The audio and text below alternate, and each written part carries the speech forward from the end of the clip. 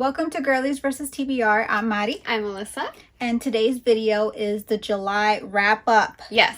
Yes. What is special about it? AKA Horror Month wrap-up. Maybe someone halfway quit. I don't know. I don't know, but I know it wasn't me. I did quit, but it was like not even really. Like, I feel like right? I feel like I did. You did it. At the end, I was like a little more loosey-goosey with the categorization. You got it. The category of horror. Yeah. But I feel like I did pretty well. Did it depress me? Yes. Yeah, I was depressed. It was a rough month. There was an error that I did. Yeah. And that, I think, is what spiraled me into exiting horror. Yeah.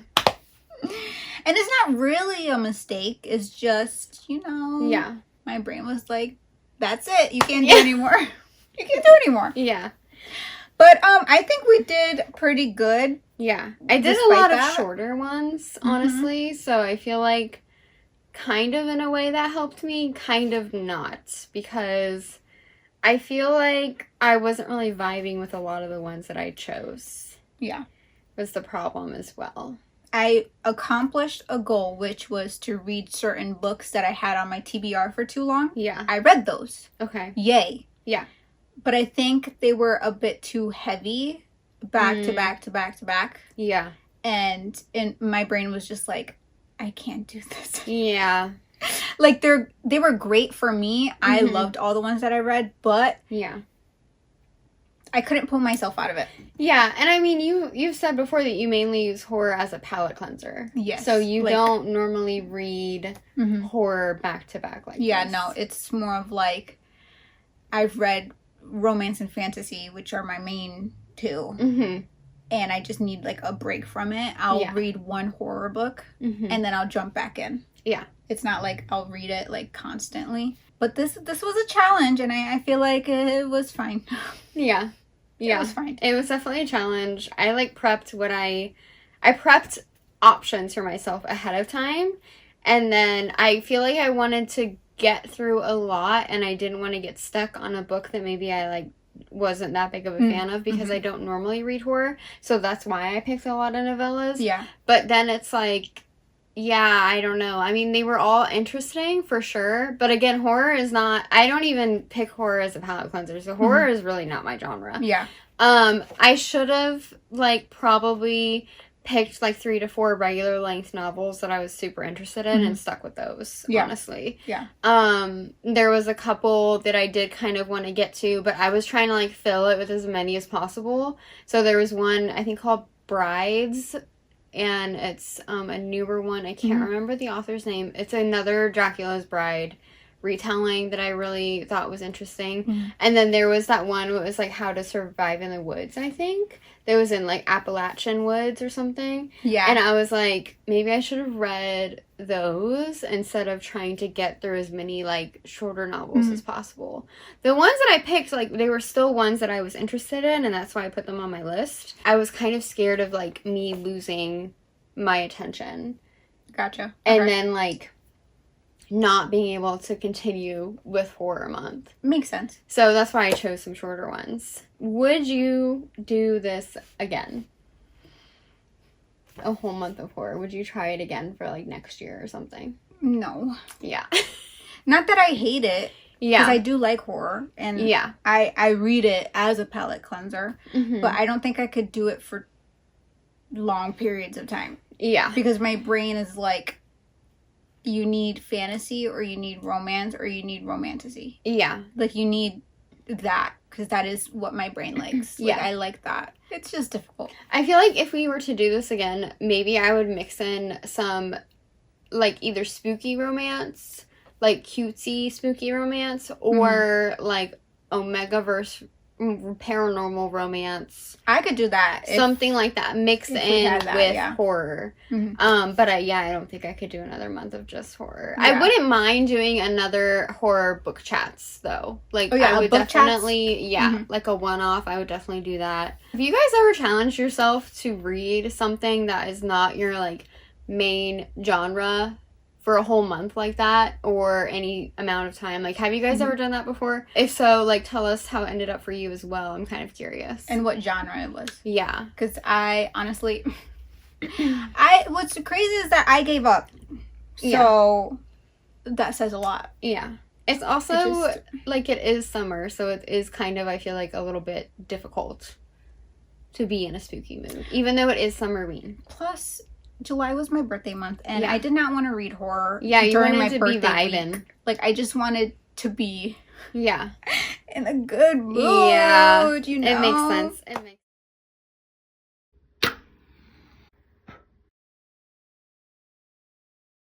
And we can just get into it. Mm-hmm. I have one that I just finished at the very beginning of July that I was reading at the end of June, and that was The Odds of You by Kate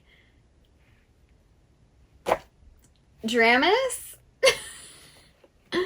I don't remember how to say her name. I enjoyed it. It was a contemporary romance where she accidentally gets photographed with, like, this really famous actor, and everyone thinks they're in a relationship together. I did like it, and then she ends up, like, going to Scotland on this island that he had talked about, because she just wanted to go to get away somewhere, and, like, he ends up being on the island, and she's like, I thought you were in LA. Like, why are you here? Yeah. I did like it. Not, like, one of my super, like, all-time favorites or anything like that. But I will continue to read books by her, though. Mm-hmm. And I know she's been working on some other stuff that seems, like, really interesting. So the first horror one that I did start with was Guillotine by Delilah S. Dawson. You have read a Delilah S. Dawson book. Bloom. Holy crap. Mm-hmm. Mm-hmm. This was crazy. I did enjoy this one, actually. I did start off pretty good. Mm-hmm. I would say this book is a mix of The Menu and there was a movie with Channing Tatum. I think it was called Blink Twice, where they all go to an island, and, like, all their phones are taken away. There's no way to contact anybody outside of the island. Ooh, okay. It's like a rich family owns the island kind of thing. You have to sign NDAs. Very much like this. So I feel like that's kind of a mix of that. Basically, our FMC, I'm sorry, I don't remember anything. Anyone's names. I don't remember anyone's names. Our FMC is in, like, fashion school, and she wants to intern under this woman that owns, like, a fashion magazine. In order to, like, try to get close to her, she starts, like, talking to her son, who is, like, a sleazeball. And so then she's like, okay, yeah, like, we'll, like, date, you know, whatever. He's just constantly trying to get in her pants. Actually, kind of funny, because I remember there was a part where she's saying, like, he's, like, trying to withhold sex as to, like, dangle it in front of him, kind of thing. She's so emotionally checked out of this. It's, like, it's kind of funny. And there's scenes where she's just like, yeah, and, like, I have to, you know, give him a blowjob in the alley. And she's like, and I use that time to plan my outfits for the week. And I was like, girl. So that was really funny. But basically, she does get invited to his family's private island. She has to get rid of her phone. She has to sign an NDA. His family's, like, super weird. Ultra wealthy as well. And then while she's on the island, shit starts to happen. The servants have decided that they've had enough. Oh. Yeah. And they just start chasing them down one by one. Oh my. Like a hunt. Yeah. Ooh. Basically, that sounds interesting. There is so much more, like, fucked upness in this book than that. It's very intense, I will say. And some of the deaths are very, very gory. But overall, I enjoyed it. Because, I mean, who doesn't like servants that have been treated badly, like, rising up against the oppressor? You know what I mean? So I did like that one, actually. And it was really short. But yeah, I was like, yo, this is crazy. And she's like, I'm just here to try to get a job. Like, I don't like this guy. I don't even like this family. I just want a job. That's it. Yeah. I want a job with her. I'm only dating him to get to her. Hey. Yeah. But yeah, I enjoyed it. I feel like I would also really like that. Like, that's on my radar. I don't have it yet, but I did enjoy Bloom. It did scare me. Like, the ending was crazy. Yeah. I was like, oh my goodness. And it's, like, very short, so, like, it's a quick read. You know what I mean? Yeah, I think they're both around the same length. Yeah. So my first one, very proud of myself. Okay. The first few ones, I'm very proud because they were on my shelf for a very long time. Okay. Yeah. And I was like, Alyssa, if you catch me reading anything else that are not these books, say something. Yeah. Okay. So I started with Isabel Cañas, The Possession of Alba Diaz. This is a newer one by her. Newer-ish. Okay. I've read La Hacienda by her, and she also has Vampiros del Norte that I have not read yet, but I am interested in it because I really do like her writing and the way that she combines history with fiction and just the ambiance that she creates in these books is great. You guessed it, possession.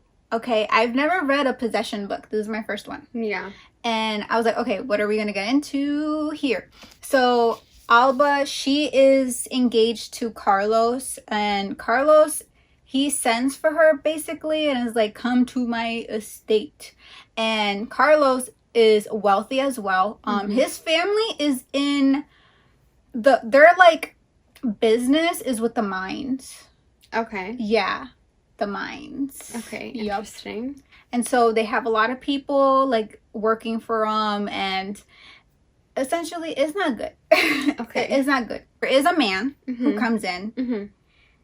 From the minute that he entered into this book, I was like, yeah. His name is Elias, or Elias, I guess, in the American way. The American way. The white. They, like, look at each other, and there's, like, something going on there. But she's engaged to his cousin. Oh, they're cousins. They're cousins. So, Carlos and Elia, they're cousins. Well. But she's like, I'm so drawn into, like, this other guy. Yeah. And, like, he, like, I don't know, it's just, like, a chemistry's there. Like, in comparison to Carlos. Yeah. You know? And so then everything goes to shit when she's like, I want to have a tour of the mines. Oh my God, give me a tour. I want to see the caves. The dark caves. No.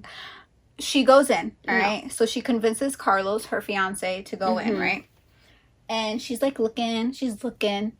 Something is pulling her deeper into the mines. No. Deeper into the mines, guys. So she's walking. She starts hearing a baby crying, and she's like, there's a baby in here. I gotta go find it.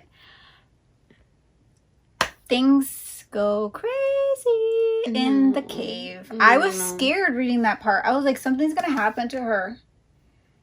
And so that's where everything starts. Out of the mines. Yeah. Elias finds her. I don't want to give too much away, but it's honestly crazy. Like, it's crazy. So I would definitely give this a read.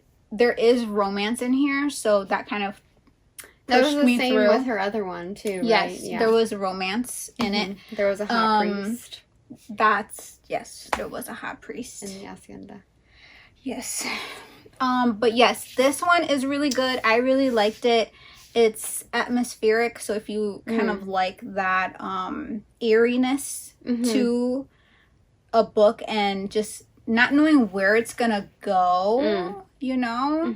Clearly, she does get possessed. It's in the title. Yeah. And the way that it happens freaks me out. Yeah, it freaked me out. This freaked me out. It was good. My next one is One Yellow Eye by Lee Radford. Okay, this one was very interesting. The word I would use to describe this one is just, like, dreadful. Honestly. Like, it was so depressing. This is in London, and the book itself is taking place, like, 3 to 6 months after a zombie outbreak in London has ended.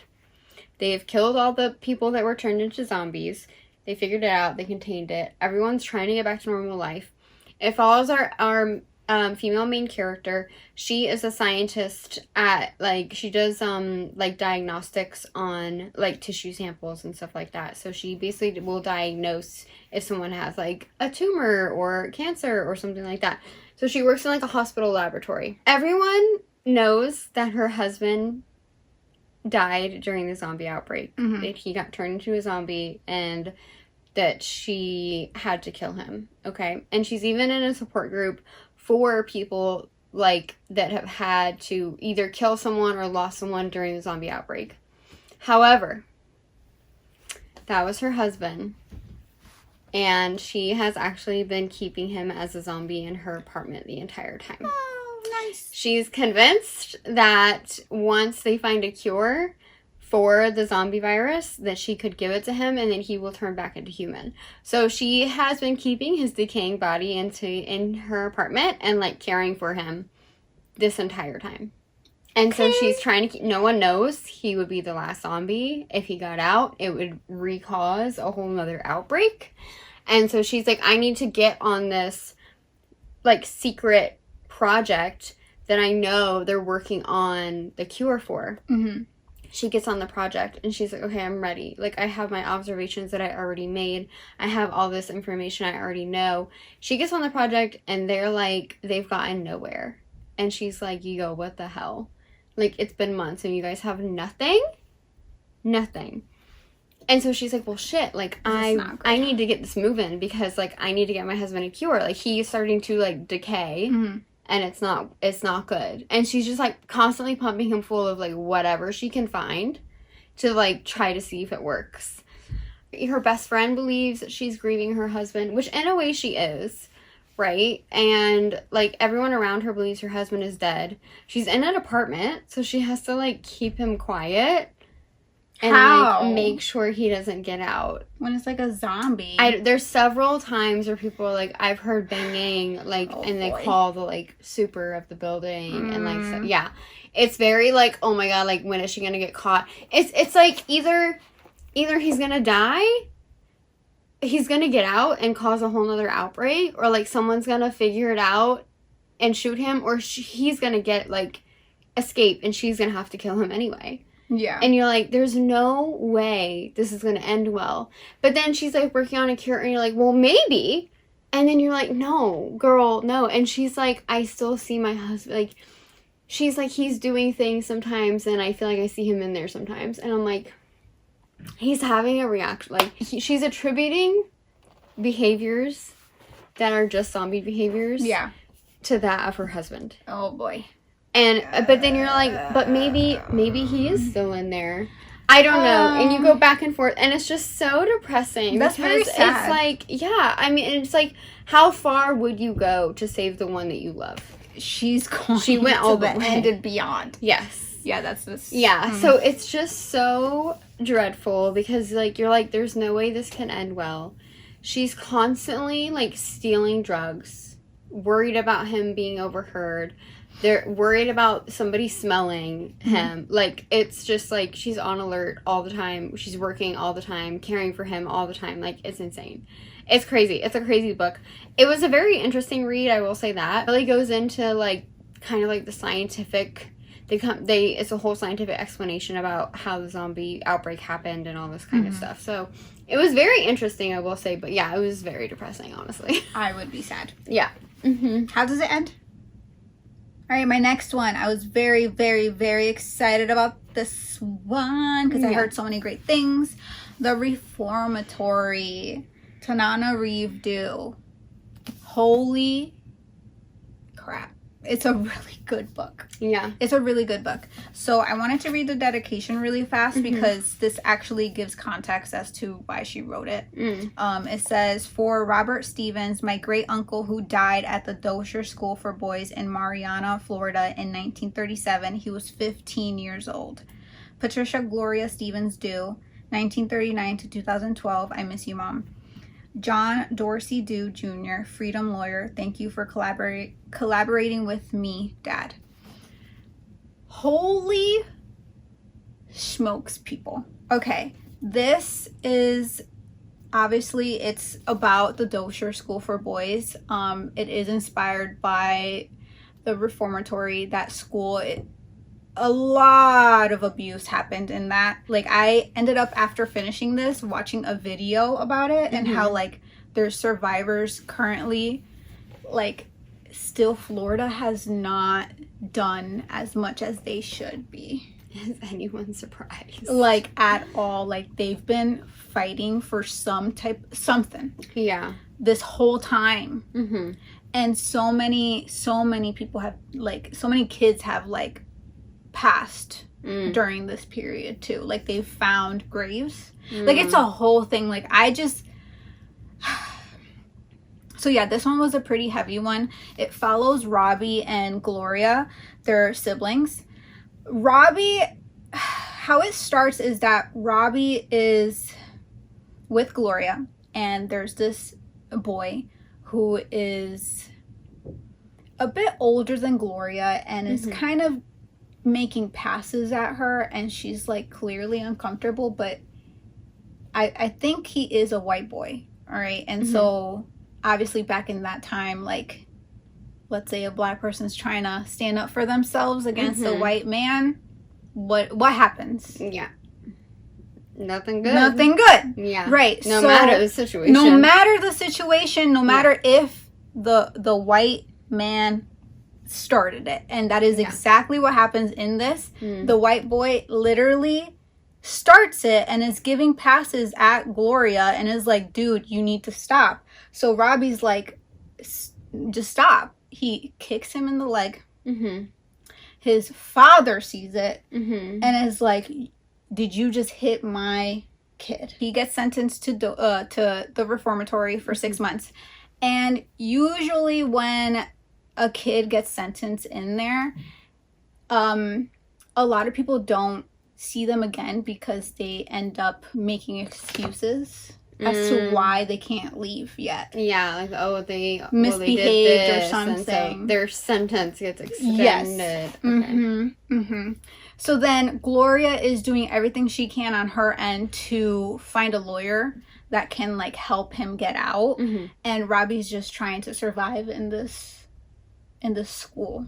Like, he's going through a lot. And Robbie ends up seeing, like, ghosts. I think they call it something else in here. Haints. They call it haints. Oh, yeah. Yeah. That's a southern word, for ghosts. So he's seeing haints of boys that have been in the reformatory. And it all intertwines into the plot, which I thought was really, really well done. Gloria is, like, trying to figure out all of this, and she ends up calling, like, their father, who is more up north. So there's, like, more freedom. Yeah.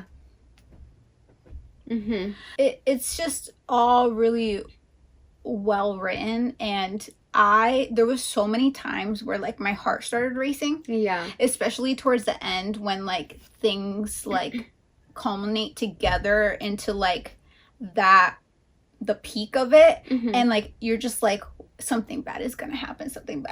Like, it's just, like, you just know it. And I almost cried. Oh, my God. I almost cried. This one really hit hard. Like, But, yeah, this is definitely worth the read if you like horror, and this definitely does combine history with I was gonna say that. What is scarier than something based on happened? real life? Yeah. And, you know, yeah. So yeah, I just really like this one a lot. And I was actually really scared. Yeah. Like, my anxiety was pretty high. It was pretty high. I was like, fuck. Yeah. But yeah, it was good. All right, next I did our girl. It's Johanna Van I don't know. Joanna Van Veen. We know that we said it wrong. We know. The author is Johanna, I know that, but I don't remember how to say her last name. It's the author of Blood on Her Tongue. She came out with a new book called Bone of My Bone. Okay. And Blood on Her Tongue was an experience. And so I was like, okay, let me do Bone of My Bone. Bone of My Bone is very, it takes place during the 30 Years' War, which is kind of like, I'm picturing, like, medieval times. Mm-hmm. I think it's, like, 1500s. Don't quote me on that. The vibe was way different. Was it? Yes. Okay. I was a little bored. You were bored? I was a little bored. Oh. Yeah. It's a lot of traveling. I don't know. It wasn't as, like, atmospheric as Blood on Her Tongue was. Mm-hmm. You know what I mean? And it also wasn't as gory. Okay. Yeah, at all. That's good. Yeah. Basically, it follows, the 30 Years' War was, like, awful. Okay, so soldiers would just come into villages, assault the women mm-hmm. and children, kill babies, burn villages down, kill the nuns, everything. Like, it was horrific, right? It starts off with, there's a nun, she's running from the soldiers that are invading the town that she's in, and then there is, like, a peasant girl, and a soldier, like, almost gets the nun, the peasant girl, like, pulls her, and now they're running together, okay? And now they're like, okay, we're escaping together. Mm-hmm. And as they're escaping, they come across, they're like, well, I don't really know where I'm going. The nun is like, well, we could go back to my, like, because she was a couple towns over, I think, from where her convent was.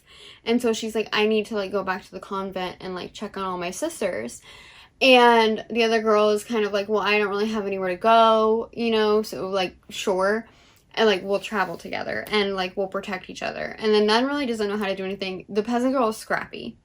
Okay, so she's, like, over here bashing soldiers' heads mm-hmm. in with rocks and stuff like that. They come across a soldier who is, like, basically dead. Like, he's covered in flies. They think he's dead. He has a parcel. They open the parcel. He, like, comes alive, and then he, like, talks about it. And basically he says that's the head of a saint, the skull of a saint. Mm-hmm. And then the nun girl is like, well, we need to reunite the bones and the head of the saint together. Okay. And so, and then he says that whoever gave him, he won it in a bet, basically, said that once you reunite the bones together, you will be granted a wish. And so the peasant girl is kind of like, I want my family back.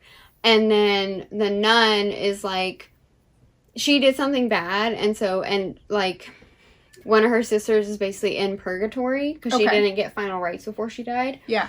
And so she wants to make sure that her nun sister, isn't in purgatory. Okay. And so they're, like, on this mission to go reunite the skull. The skull is, like, talking to them in dreams and stuff and, like, leading them the right way. Along the way, they encounter mystical kind of creatures that were talked about during the time of the 30 Years' War. Creatures that, like, it's like a dead body, but it'll jump on the back of on your back and, like, demand to be taken back to its grave. And if you don't, it, like, strangles you to death. Like, these, like, myths and stuff that were around during that time. Yeah. Some of them are, like, basically, like, Valkyries. Like, they can't be killed unless you, like, chop off their heads. Stuff like that. Wizards, warlocks. A whole bunch of, like, mythical stuff. Folkloric mm-hmm. stuff going on. Yeah, they're basically traveling to put this head back on the saint. Okay. And, like, stuff happens. They go back to the convent. Mm-hmm. All of her sisters are dead. Oh my goodness. Yeah, and it's really just like the horrors of war, I guess, is like the point of the book. Yeah. There is a relationship between the nun and the peasant girl. Yeah. Okay. It happens pretty quickly. Some weird shit that goes on between them, and I was just like, all right. You find out that, like, he's not, what is he? He's like a warlock kind of guy, but basically they're saying, like, he sold his soul to the devil. He is trying to also get the skull, so, like, he's chasing them, and he is, like, really bad and can command the dead. So he does, like, necromancy. So in the real world, there's creatures and stuff. Yes. And, like, magic. Because these things were, I'm so confused for like, these things were, like, folklore during that time. Okay. Yeah. Okay. And so Understood. basically she's kind of bringing that to life. Understood. And weaving in the horrors of the real war that happened. And as well as, like, religion and how far can your faith go when you've witnessed so many horrible things? Mm-hmm. And then when it turns out that, like, maybe that wasn't real anyway. I like that concept. Yeah. But you said you were bored. I was just a little bored. I don't know. I just, like, Blood on Her Tongue was just so... I mean, it was way more contained. They're not, like, traveling across the country. Mm-hmm. They're not, like, meeting so many different characters. And, like, it was more, like, internal and between the sisters. And, you know what I mean? Mm-hmm. And so you really got into it that way. And this is just kind of more, like... This is the horrible things that happened during this war. And, like, the horrible things that people have witnessed, basically. And talking about, like, oh, you're a pious girl. And, like, just a lot of religion, but, like, old religion. Mm. And, like, what they believed. And, yeah, you have a nun, and then you have a peasant girl that isn't really religious because she's seen so many horrible things happen. Yeah. And it's also kind of like that the invading people are going to force the religion on the rest of the people. And it's like that kind of time as well. Yeah. So, yeah. And then you're like, basically the end of it, the question is, will the nun still believe in her faith or not? I don't know. I'm not really like a medieval... Like, I was kind of interested in the 30 Years' War after. I looked up like a little summary about it and stuff. But I guess like that kind of setting wasn't very interesting to me. And... Blood on Her Tongue was more like gothic. Yeah. And just like really creepy. Mm-hmm. And this was just kind of like, folklore. Mm. And horrific things happening during war. I mean, really horrific. Mm-hmm. You know what I mean? But like, yeah. And then it's just the question, I mean, also it was interesting that, I mean, the war was so long that you had... boys who were born only in wartime.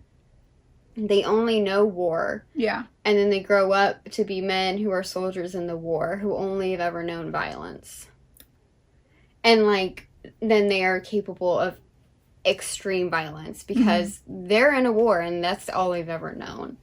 You know what I mean? Mm-hmm. So, like, that kind of aspect is interesting. But overall, I was kind of like, okay, can this be done? Mm-hmm. How long is it? It's just a regular... It's a normal length book, I would say, yeah. Around the same as Blood on Her Tongue. I don't know, I gave it, like, 3 stars out of 5. That's still not bad. Like, 2.75 out of 5. It was, like, slightly intriguing, but, like, Blood on Her Tongue was an experience. Yeah. Yeah. Definitely. Yeah. My next one, Loteria by Cynthia Pelayo. These are stories. So each story has to do with the Mexican card game Loteria. So here are some of the cards. She basically was inspired by each card, and she wrote a story based on the card. Okay.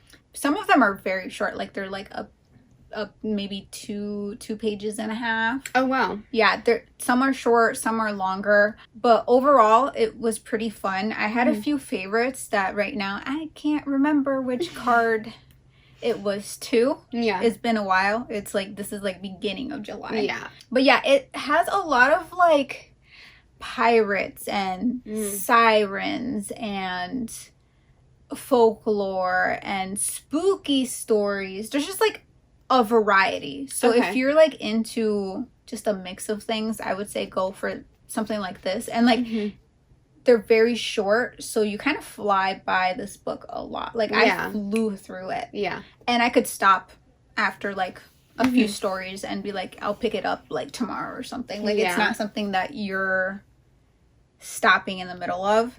I think it's very interesting. She also does combine like history and stuff in here. Surprisingly, I didn't read the back. Okay. So while I was reading it, I was like, oh, she's talking about this country. Oh, she's talking about this other country. Like it's very like like, it's just, like, the whole world. And so it's very interesting. There's, like, one story about, like, the island of dolls. Have you heard of that? Oh, yeah. Yeah, so she talks about that here. There's just, like, it's just all very interesting. Like, this was very up my alley. One of my favorite ones was the pirate one. There was one about the siren that I really, really enjoyed. I'm a pirate girl. Yeah. I like pirates. I like sirens. It's my thing. Yeah. So, yeah, I really, really like this one. And I just like the idea that each card, really cool she was like, I'm going to write a story about this. La Llorona, dude, she talked about that. She talked about her, and I was like, it was short, but I was scared. I was like, oh my gosh. If you don't know about that, look it up. Hope you sleep tonight. Okay. No, thank you. I hope you sleep tonight. But yeah, this was good. I really liked it a lot. Like, it was fun. The next one I did was another short one, and it was Goddess of Filth by V. Castro. This one, basically, it starts off with a group of teenage girls, and they're, like, either just graduated or are graduating high school. And they decide, they're, like, celebrating one night, and they're like, yeah, let's, like, do a seance. Like, yeah, let's do it, you know, whatever. And so they get the one friend to do it, and she's like, okay, if there is an old spirit here, like, show yourself. Okay. And then this old spirit is like, I've been waiting this for a very long time, and I'm gonna possess one of y'all. And so she goes into one of the girls, and that girl becomes possessed. And that girl is, like, a very goody two-shoes girl. This is also, like, what time? This is not... Well, I get they do have cell phones, so it is, like, kind of not super present, though, I would say. But I do think they have cell phones, if I'm not mistaken. Their parents, I feel like, are very old school, though. And so the girl that gets possessed is very, like, goody two-shoes. She doesn't, like, hey, hook up with boys and, like, this kind of stuff, right? She's going to college in the fall and everything. And they're like, damn, we gotta fix this so she can go to college in the fall. And so her friend is, like, trying to figure out who and, like, how she's actually being possessed. And basically, she's, like, doing all these really gross things. Gross things, I would say. Because I feel like it's kind of looking at, like, how women are supposed to, like, are clean and, like, not messy, and you know what I mean? And so she's, like, free bleeding in the garden and, like, putting mud on her face. Yeah. And, like, drawing really, like, dark eyeliner around her eyes and her lips. And, like, doing, like, gross things, okay? And also becoming, like, overtly sexual. So basically they find out it's, like, an old, I believe it's an Incan goddess. If I remember correctly, I think it's Incan. She has been, like, waiting a long time to be able to, like, tell her story. And so then the friend is like, okay, let's see if we can find someone who speaks the language the goddess is speaking. Because her friend is just, like, speaking, and they know it's the goddess speaking, but they have no idea what she's saying because it's an old language. Yeah. So they find a professor that speaks that language, and they're like, okay, cool, we can try to figure this out. And she also is, like, the goddess is a sin eater. And so, like, she goes out kind of to try to find people that are, like, doing bad things so she can eat their sin. Okay. Yeah. That's kind of cool. Yeah. At the same time, because her family is very religious, there is a priest who'll be doing some shady ass shit. Really bad shady ass shit, okay? Like, it was intense. Like, the goddess is like, I know you're a bad man, okay? Ooh. And he's like, trying to exercise her, and, like, he's like, no, I know what's good for her, I know what's good for her. Meanwhile, he's over here having filthy thoughts about these kids. Oh. Yeah. It's just really interesting. I really liked that, like, her friends, like, never gave up. They're like, yeah, let's just, like, take the goddess out clubbing. That is hilarious. Yeah. And because she's like, well, let's go to the club. And her friend's like, okay, like, sure. you know, whatever. And then she's, like, attacking a man in the bathroom, and she's like, hey, you can't do this! And, like, yeah. I mean... Yeah. And then, like, they figure it out and everything. Yeah, I think commentary on, you know, like, on filthiness, I guess I would say. Like, physically and then also, like, sexually, because she had... The goddess, like, helped her have a sexual awakening, basically. Yeah. It was really interesting. Besides just that, though, the priest plotline, the, like, professor plotline was very interesting as well. I mean, what teenage girl hasn't, like, done, like, a Ouija board or a seance or, like, something in their room, you know, light as a feather, stiff as a board, okay? Like, who hasn't done that? And then it's just, they decided to do it and, like, literally got possessed by an ancient goddess. That's interesting. We both read possession stories. Yes, that's what I was gonna say. Yeah. It was, again, really short. But I mean, yeah, it was okay. It was fine. It was, you know, entertaining, I guess. Still wasn't quite my favorite. Oh. Yeah. Okay. Yeah. But I would say if that interests you, like what I said, then I would say go ahead and give it a read because it is quite short. In my attempt to push through horror month, okay? Yeah. I was like, I'm going to read something that kind of seems a little humorous, because I heard some good things about this. There's 2 books now, in the same, like, world, and I was like, I'm hoping that this kind of keeps me in the horror, like, universe here, because I was, like, slowly, like, I don't know if I could do this. Yeah. So then I picked up this one. It's How to Survive Camping, The Man with No Shadow by Bonnie Quinn. I've had this one for a while. The second one came out. I have that one. I will be reading that because I really like this one a lot. Nice. It was funny. Nice. It seems like kind of like fun spooky. Yeah, it's very much fun spooky. And it's summer, so I'm like, camping. Yes. And it's small. Yeah. So it was a quick read for me. It's like cozy horror. That's what it says. Like a campy, cozy horror. Yeah. It's about a manager of a haunted campground just trying to get through the season. That's what it says. That's this little, like, snippet here, like a little tagline to get you. It's Goat Valley Campground, and it's been in Kate's family for, like, generations, okay?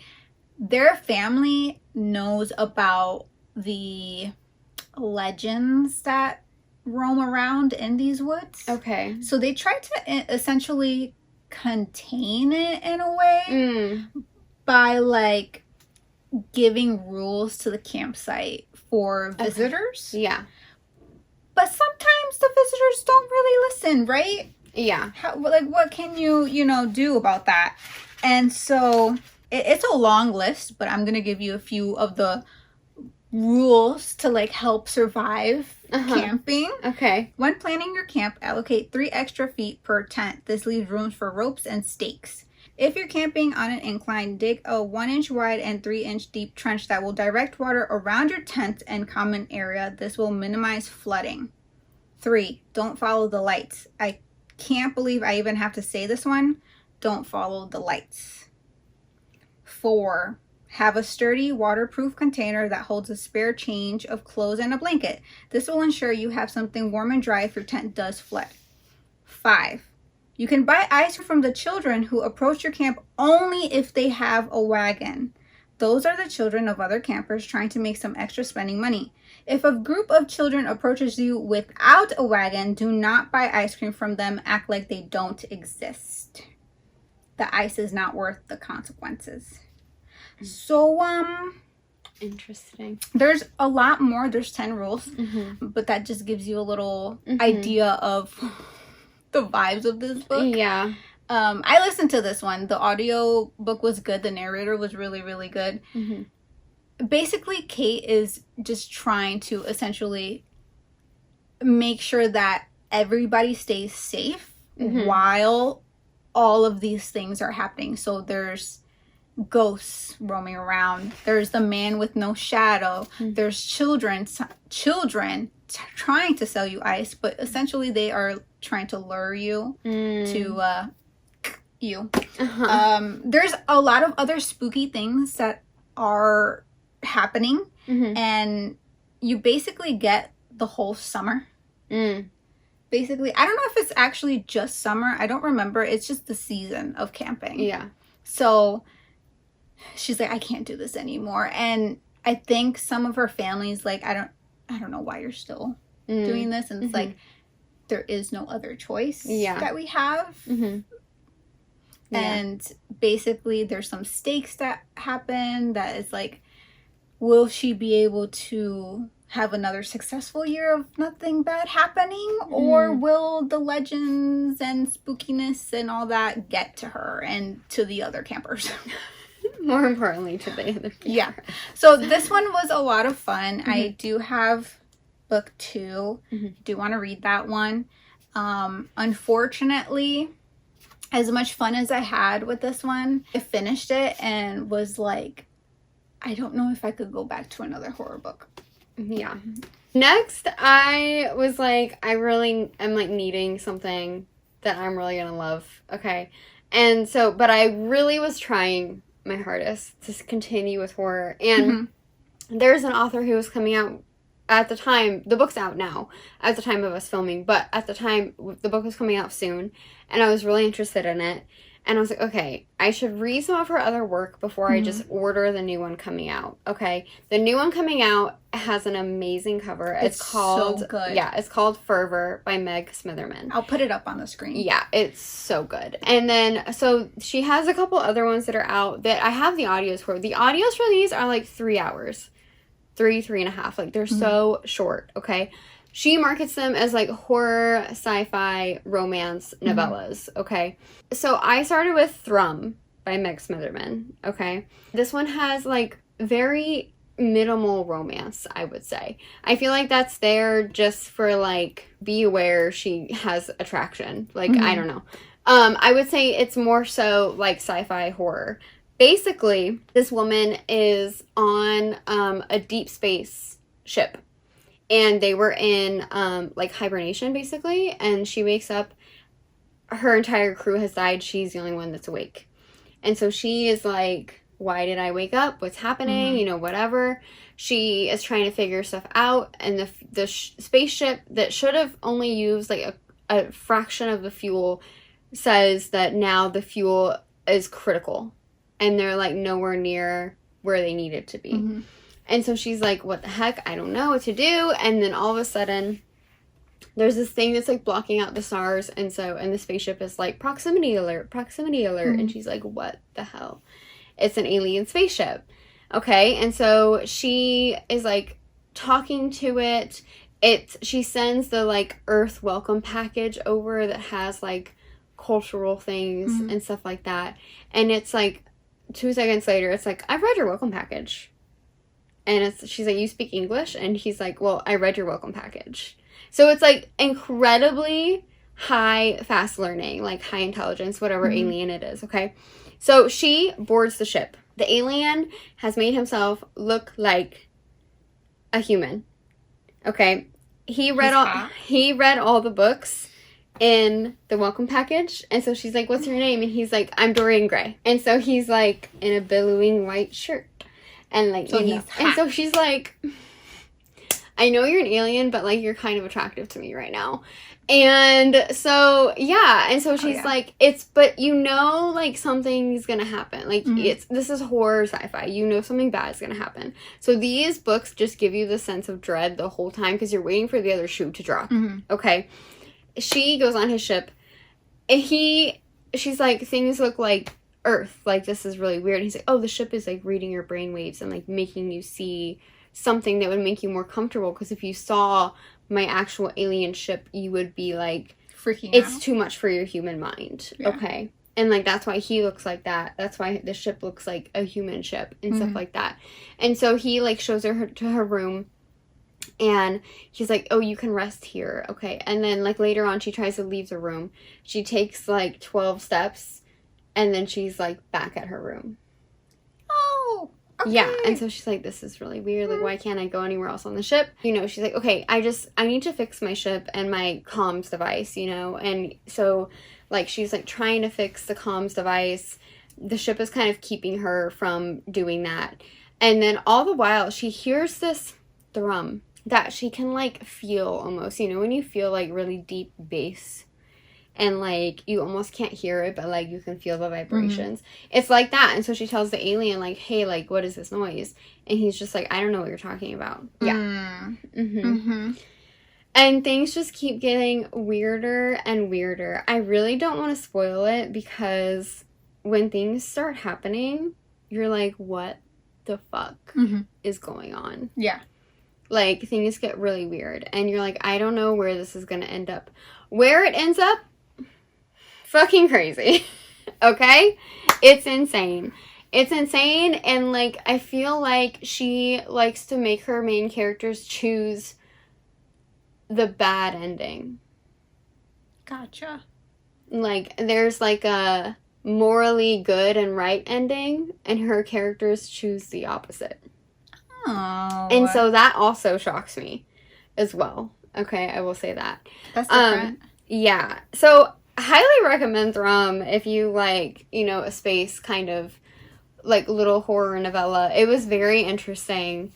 It was very, like, she can't even trust what she's seeing with her own eyes and, like, what is happening kind of thing.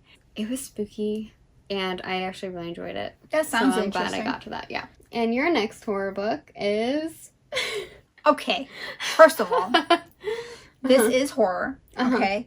It's horror, sci-fi, and romance. Okay, it does say it's a psychological thriller as well. This was my last attempt, guys, okay, in sticking with horror. Yeah. Okay, I was like, I need romance, okay? I need something to kind of just push me through. Yeah. And I've read this author before, and I'm like, she has elements of horror in it with romance. Yeah. And I looked in the back, and it said, darkly sensual, atmospheric, and inventive. New York Times bestseller Karina Hale blends horror and sci-fi fiction in a wildly unique psychological thriller. I was like, okay, please keep me going. Because I really did not want to quit. Okay? Yeah. I didn't want to quit. I don't think this was a good choice.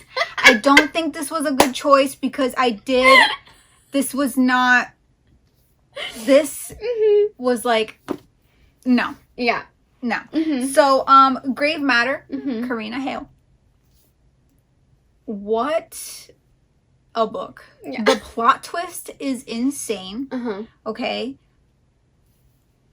So good. Yeah.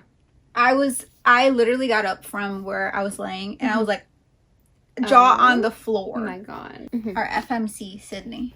She is basically struggling. She found out that her scholarship was taken away. Okay.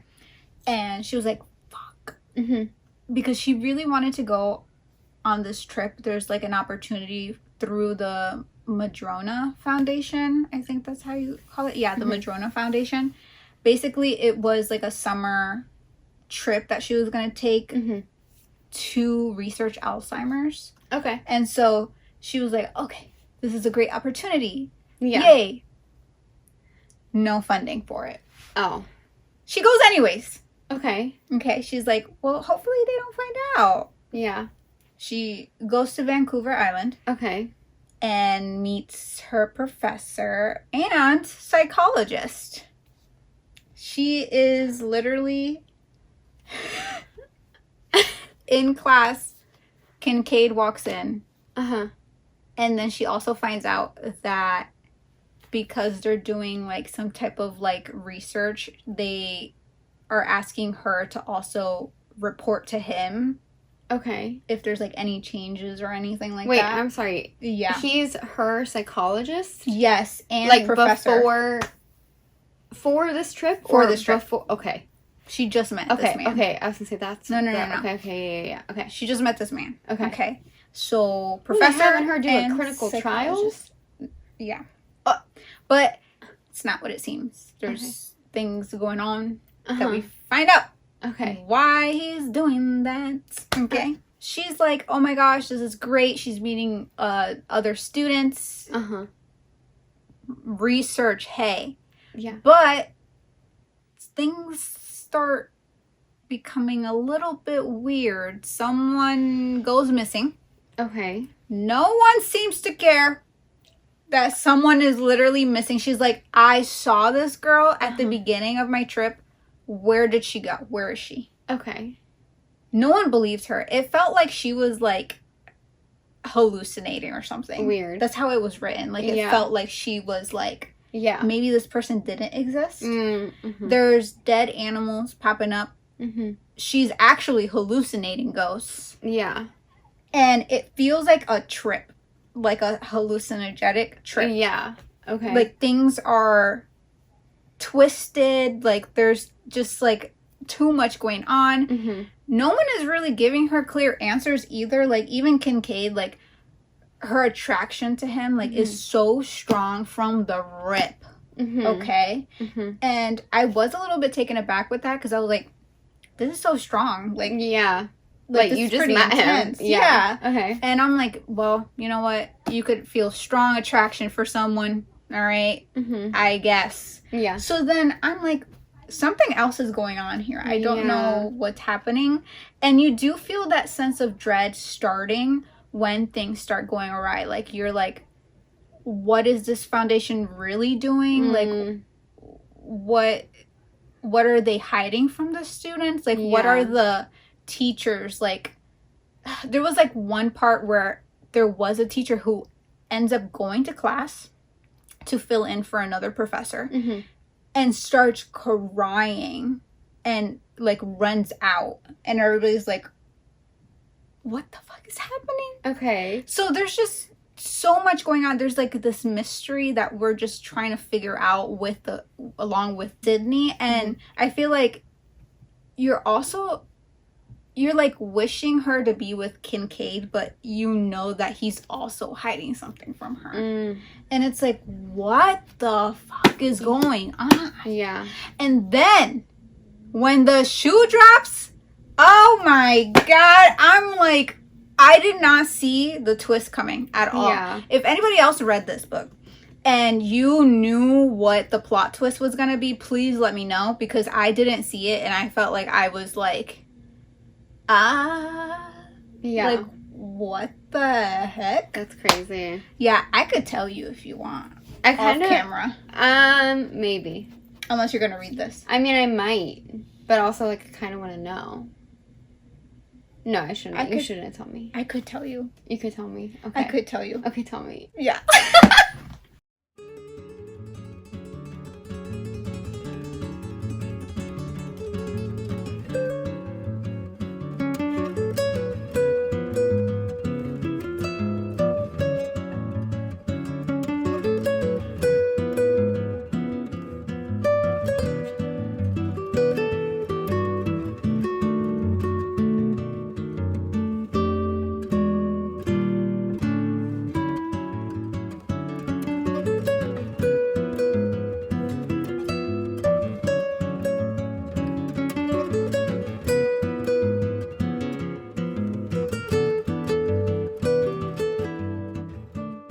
So I would highly recommend this book. Yeah. It's really, really good. The plot twist is crazy. Yeah.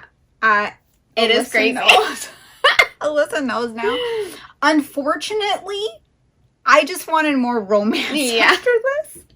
So it didn't really help me with the horror because I just couldn't go back after the plot twist, and I was just like, romance. Yeah. Like, I need more romance. Yeah. So yeah, I called it quits. It was about what was it, like the third week of July? Yeah. That's when I was like, I know. We were texting each other, and you were like, we could just give up. Exactly. And I was like, I mean, yeah, we could. Like, we make our own rules, you know, whatever. But, yeah. I said, I'm giving up. Yeah. And then you're that night, I started a romance. Doing it. Yeah, yeah. I was like, go ahead, girl. Finish it Yeah. out. I tried, okay? So, but I, like, got further and further away from horror the more that I went. The next one I did was another one by Meg Smitherman. It was Swallowed. Okay. This one is biological horror. Ooh. So, basically, this girl, Earth is, like, destroyed. Okay? We fucked it up. climate change. Yeah. Fossil fuels. Stop that shit.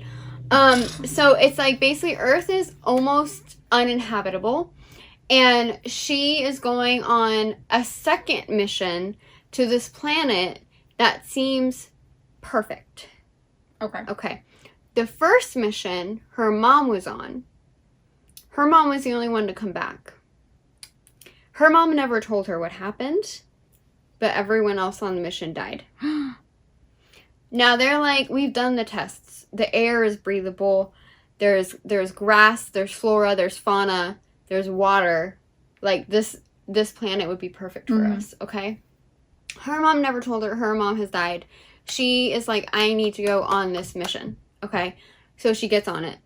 They've done more testing. It's been years. It's been like a long time in between these two missions, okay? They get on the planet, they land. It's weird because there's like not many animals around at all, okay? And they're just like, we don't know what happened the first time. Okay, there's a military guy that's there with them. He's like the guns. Everyone else is like a scientist. So they get there and they're just like, it's perfect. Like everything is perfect. That tree is perfect. This flower is perfect. This field is perfect. All I want to do is just lay in this field for hours and hours. And it just weird shit starts happening. Like, I want to talk about it so bad, but I really don't want to spoil it. Because, again, the twist is just, like, crazy. Okay? Again, she has her FMC choose the morally black choice at the end. And I was just like, I can't. Like, honestly, it was insane. I liked this one even more than Thrum. This one does have more romance in it, I will say. There's a reason for it, though. That's part of the story. Yeah. Okay. I was shook. Like, I don't know. This book is insane. Okay, you need to go read this. It kind of... No, I never read Annihilation, and I barely remember the movie, but I feel like it was giving that kind of vibes, where you're on another planet, but, like, something is wrong kind of thing. And, like, it is biological horror, I would say. But, yeah, this is crazy, y'all. You guys, if you like that kind of subgenre, like, you need to read this, like, right now. It's super short. Again, the audio is, like, 3 hours. It was insane. This was, I think, my favorite out of all of the books that I read that month. Nice. Yeah. And it was, like, how long? Like 3 hours, 3.5 hours. It was so short. I mean, I did like Guillotine just for, you know, it was good. But this one was like, I mean, Guillotine was also super dark. Okay. Like the stuff that is revealed in Guillotine is crazy. Yeah. On a whole nother level. But Swallowed was just like, oh my God. That's insane. And I loved it. Yeah, 5 stars for that one. And now we have Straight Up Romance. Straight Up Romance, okay? Whiskey Straight Up. I don't remember anything about this book. Well. But I read it so fast. Yeah. That's my problem. Yeah. After the smut that I read in Grave Matter, I was like, well, I need romance and smut. Yeah. And we recently went to Rumors and Whiskey, and obviously we were trying to do this challenge, so I couldn't read it. But I got very excited when we went to the book event. Yeah. So I picked up Rumors and Whiskey. Victoria Wilder. Yeah.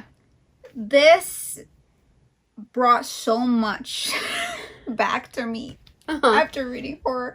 I was like, this is what I needed. I am in this small town vibe right now. Yeah. And I'm going to keep going until it lasts. Okay, so I feel like August is just going to be small town for me. Yeah. I don't know. Perfect time. And it was also my birthday week, okay? Yeah. I read this during my birthday when she is from the Crone family. She basically... They're like mystical women, okay? They do give practical magic a little bit in a small town. there's something else that these women do that we find out later. It's like part of the plot. Okay. Where I was like, oh my god, but yes. Like, hell yeah. Okay. This is like great. The thing is, Julian, her love interest, a jeweler, right? Julian the jeweler. Julian the jeweler. He comes back, okay? They met before. It feels like more like a second chance type of situation going on, okay? I do love a second chance. He's involved in the family, in her family's business that we don't know anything about for a while. Okay. And she's just like, what's going on, really? Like, there's a missing person right now that we don't know what's going on with them. Okay. Her family's being a little weird. But overall, like, it's good vibes. Like, I really love the tension between them. Victoria Wilder's really good with the tension, okay? The Bourbon Boys was such a good series.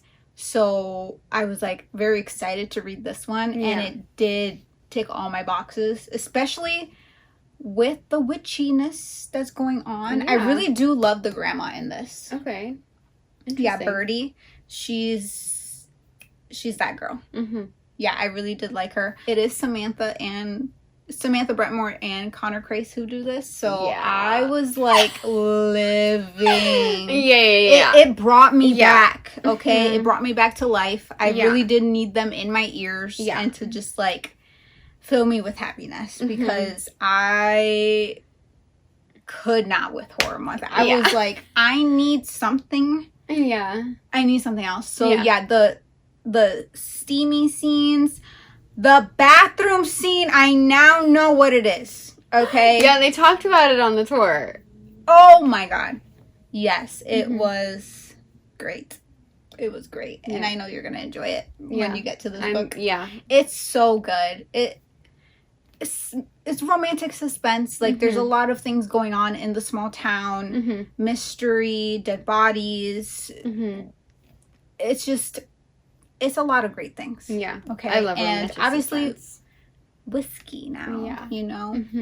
We do get glimpses of her sisters, and I'm like, who's the next one? Yeah. Because it does follow the women. This one is excited. Whiskey Women. And the other one was Bourbon Boys. Yeah, so I'm excited.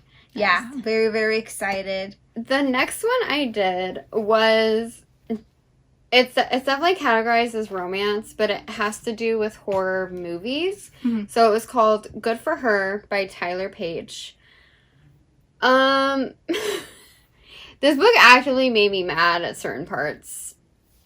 And it was also very cheesy.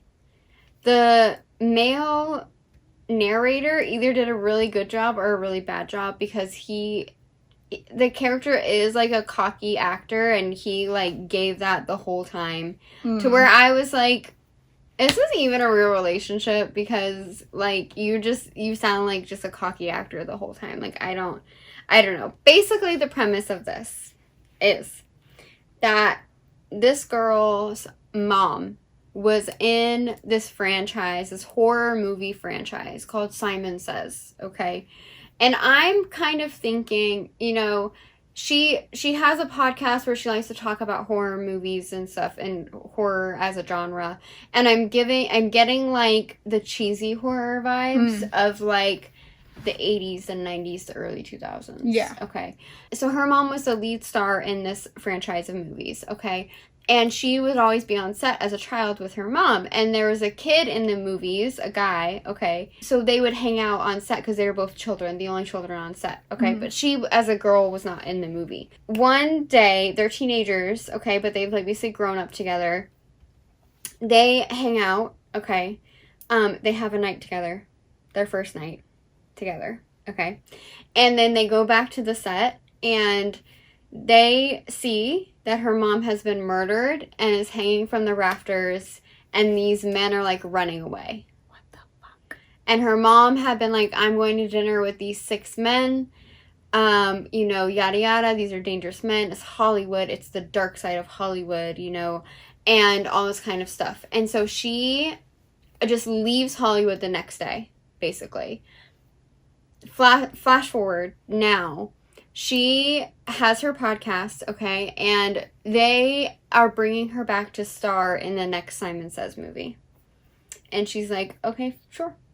And her ex-fling, the kid she grew up with, is still in the movies as well. And so now he's a lead actor in the movie. Okay. She's going there because she got a list of names. And she's checking them twice. And she's going to murder every single one of the men that her mom met with that night that her mom was murdered. Oh my god. Does she know what she's doing? No. No one knows what they're doing. This is the whole goddamn book, okay? The guy is, like, trying to get back with her the whole time. She's just, like, has beginner's luck when she starts murdering these men, basically. He's, like, trying to get her back. She's, like, at the end of this, I'm either going to be dead or on the run. So I cannot start anything with you. Mm-hmm. And he's, like, give me 6 chances, 1 for each murder, to convince you to stay, and those 6 chances are free use. I remember you telling me about this, and yeah, I'm just like, and I don't know. Yeah, I don't know either. I feel like he picked, like, 2 of them are at very inopportune times, okay, that I don't think the time called for that. He finds out she's murdering people. He's like, let me help you. There's this thing going on with her other female co-star that they were, like, not friends at first because they were trying to figure out who the lead girl would be that has a sex scene with the guy, okay? There's a whole big thing about the sex scenes. He's doing full frontal. That's a very big plot point of the story. There's a whole bunch of that, and it's just like, he really pushes it, honestly, because in their first intimate scene, he takes off her modesty garments and just, like, does stuff to her in front of the cameras. Yeah. Wait, you said this while was, they're like, working. This was, like, in romance? Yes, it is in romance. Okay. It's a darker romance, but I'm just like, I don't know, he's kind of cringy, TBH. And then the group of men that killed her mom are on to them, basically, and so now they're being hunted. Homegirl gets stabbed and shot. Both times he doesn't take her to the hospital. Both times he's like, I'll just sew her up. And this is the love interest? Yeah. So yeah, this is the love interest, and I mean, he's like, rightfully so, he's like, we can't, if we take you to the hospital, like, they're gonna ask questions about, like, who stabbed you. And it's just like, everyone is really bad at everything in this book. They're bad at killing people. They're bad at covering it up. The sex scenes are just, like, I don't know. I just feel like I don't really know that much about free use, I guess I would say. I haven't read that many books that have it in it, but I really don't think it's just like, I'm going to use one of my free use times right now. And also, we were literally just being hunted, but now is a really good time to do that. There still might be someone outside stalking us, but now is a really good time to do that. They're literally trying to kill you, and someone might be outside trying to do that, but yeah, right now.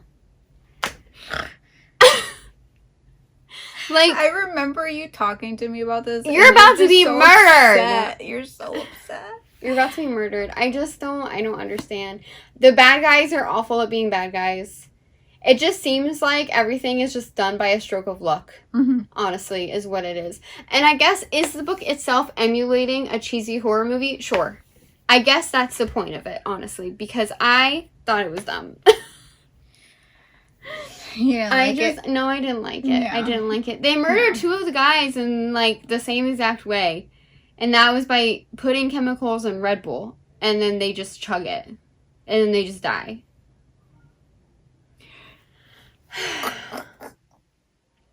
Yeah. And it's just like... Oh, my goodness. All of the men in Hollywood are bad. Which, like, yeah, I'm sure they are. Okay, I get it. Yeah, I don't know. And it's just like, she keeps insisting that her mom, like, wasn't sleeping around with these men and stuff. Every single one is saying it. And it's just like, at some point, it's like, maybe your mom was doing everything she could to get to the top. Like, I don't know. No one really knows the truth, because why would they ever tell you the truth to begin with? Because you're just going to murder them. Yeah. Okay. And it's just like, and then another co-star gets in on it. So many people know that they're killing people, and yet nothing happens to them. No one gets arrested. Like, I think they talked to the cops one time, and that's it. Yeah. Well, I don't know. Sounds, I don't even know. Yeah, it was strange, honestly. I don't know. I don't know. Wasn't my favorite. Actually didn't like it. Okay, anyway. My last book that I read in July. Bad Boy Era. Yeah. Amy Dawes. Yeah. I had to, because it's Amy Dawes. Yes. You know? And after Alyssa was talking about it, I was like, well, I gotta read the last book. Yeah, it's so good. It's part of a Mountain Men Matchmaker series. And this is Everly. This is our little matchmaker that we meet in book 1. She's like a little mastermind, little girl, like setting up her uncles with the love of their lives unknowingly. But it's her turn now. Okay. Yes. She went to Ireland to study. And she's graduating. She's going back home. Yeah. Okay. Her best friend has a brother in the rugby team. His name is Wolf. He's tall and muscular, tattooed. That accent. That ass and thighs. He has a last chance to clean up his act, essentially, so that he can get scouted for a rugby team professionally. Unfortunately, he messes that up and is like, okay, well, I gotta do something to make up for that. Yeah. So he's flying back home with Everly. Yay! I love this so much. He's going over to volunteer and, you know, help with the animals on the mountain. And, you know, just like get back to it. You know, he's also playing for, I guess, the Denver team a little bit. And yeah, he's just hoping for the best, because he's like, man, I gotta figure my shit out. Yeah. And Everly is like, no, I don't like him. But like, oh my god, he's so hot. Yeah. You know, and like the attraction. But like, no, I can't. That's my best friend's brother. And it's so funny because this is like the funniest book, in my opinion, of the series. Because she's so funny. Yeah. And the things that happen are hilarious. Yeah. I love that all the women in the family are like, who is this man? Yeah. Because he's like fine. Yeah. He's fine. They tell her, they're like, Everly. Yeah. They're like, you gotta climb that man like a tree, Everly. Everly, what are you doing? Yeah. So, yeah, they do, throughout the summer, they get close and stuff. And they have a whole child together. The bearded dragon. The bearded dragon. Yes, he's actually here on the cover. Yeah. He's so cute. But yeah, they you know, have a whole child together. Yeah. But yeah, it's pretty good. Like, it's really good. Yeah. He's very like, he's like definitely a darker, like, grumpy character. And I would say she's sunshine on the outside, but she also has like a darker side to her too.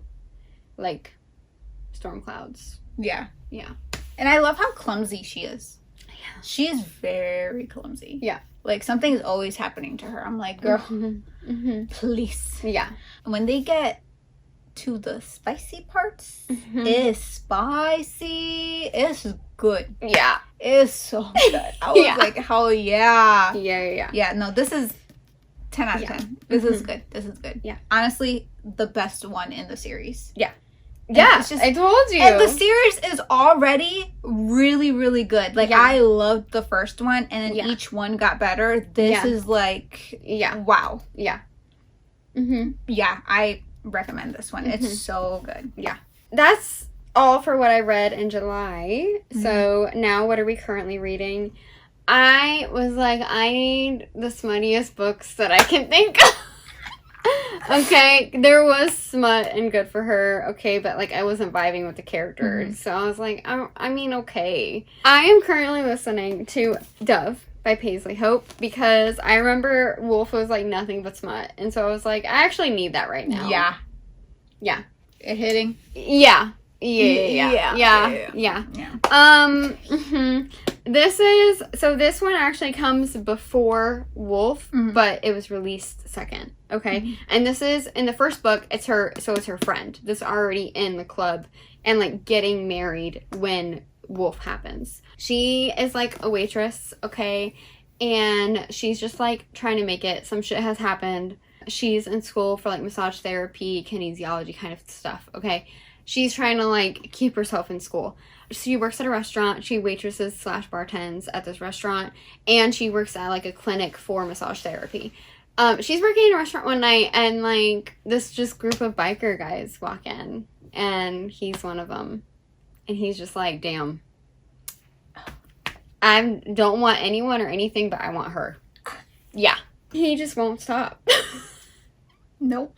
Yeah. And she's like, actually, do I like this? She's like, I kind of like this. So yeah, I'm enjoying it so far. The freezer scene was crazy. Yeah. He just keeps messing with her, honestly. And I'm enjoying it a lot so far. It's giving me exactly what I needed after Horror Month. The other thing, I was like, what is also one of the smuttiest things? Omegaverse. So yeah. So I'm also reading on KU right now, Not a Highland Romance by Sarah Blue. Basically, these two sisters are trying to honor their mother's last dying wish of visiting their mother's hometown in Scotland, okay? The sisters are not really getting along very well.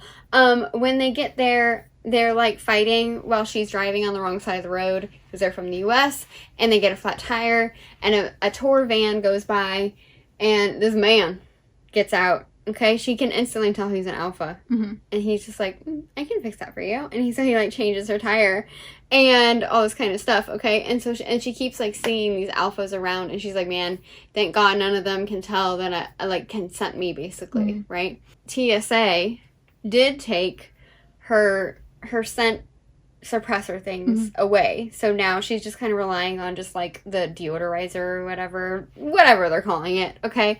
So I'm not, like, super far into it yet, but stuff has already happened.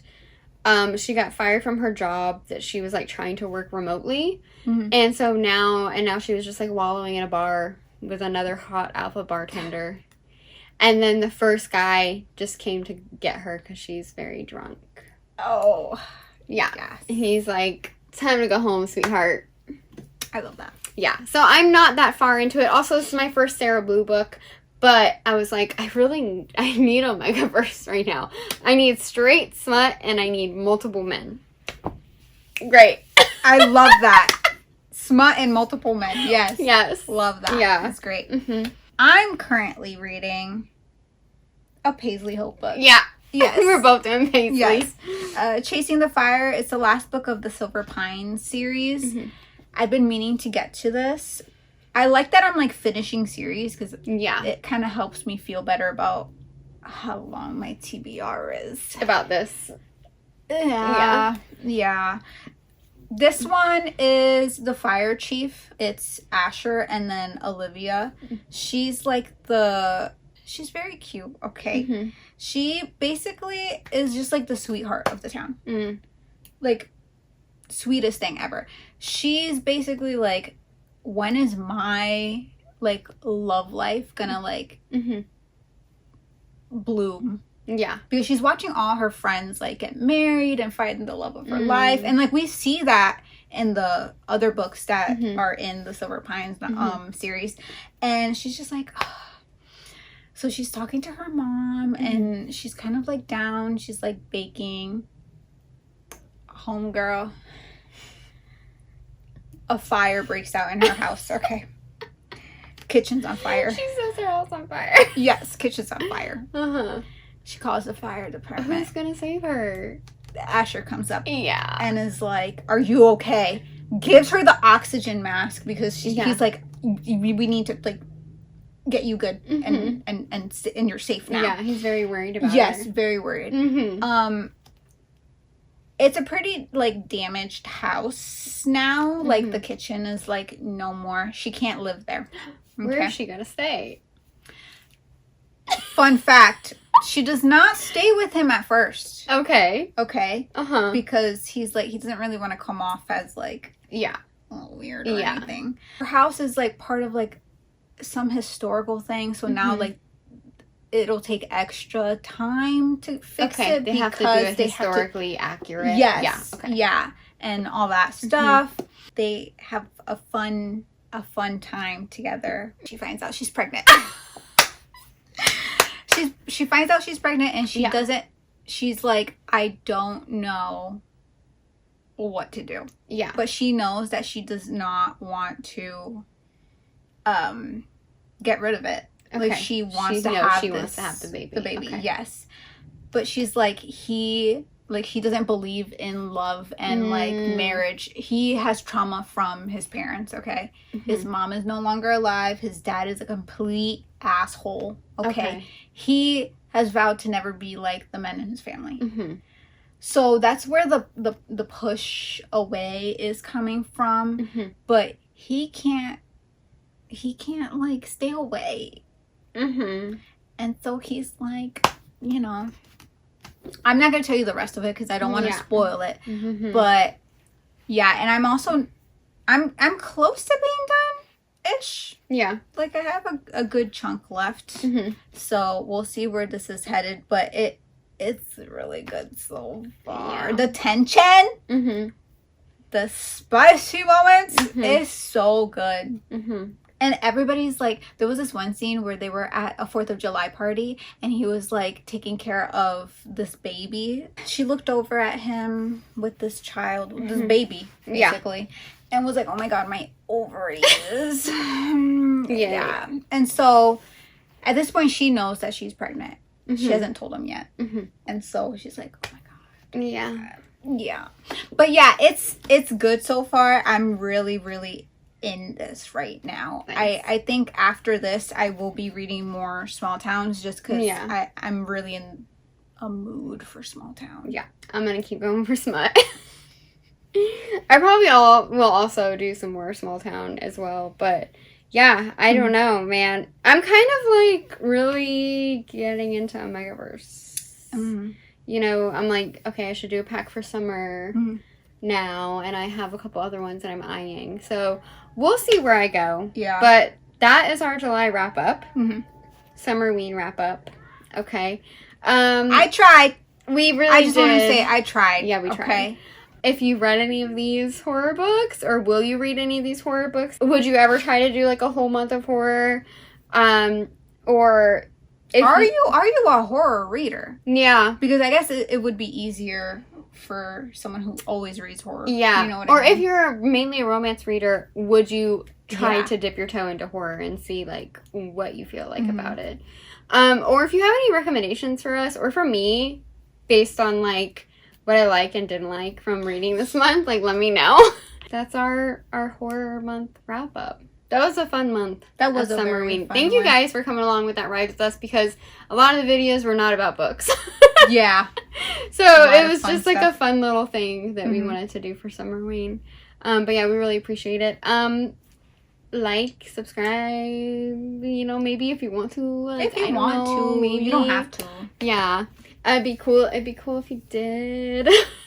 But yeah, and thanks for watching. Thank you. And we'll see you in the next one. Bye. Bye.